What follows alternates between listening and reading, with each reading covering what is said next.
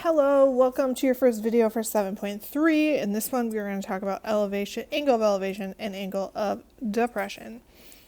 So without further ado, the angle of elevation is the upwards angle from an observer to a point of interest. Essentially, the angle of elevation in our picture is right here. Let me change my color. It'll be from a horizontal line, and then your angle will go up. The angle of depression is the downwards angle from an observer to a point of interest. So in this case, there will be some horizontal line, and then the angle of depression is an angle going down. So we're going to look at an image and figure out which is an angle of elevation and which is an angle of depression.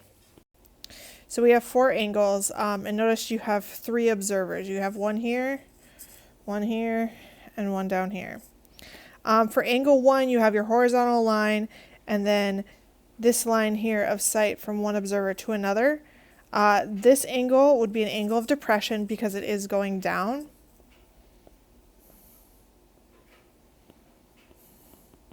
So my first one's an angle of depression. My next one is angle 2. Notice you have your horizontal line, and then it's from this observer here looking up to the one above them. So this is going to be an angle of elevation because it's going up.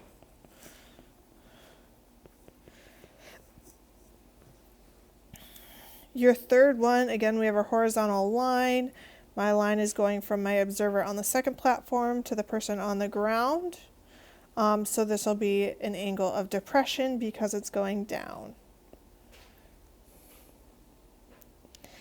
And then the last one, you have your person on the ground, and your horizontal line is their eyesight, and then they are looking up at the person just above them on the second platform.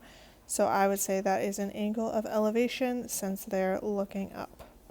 So those are your angles of depression and elevation. In the next video, you'll see problems about how to use your angles of depression and elevation. But if you have any questions about this, please reach out to your teacher, and thank you for watching.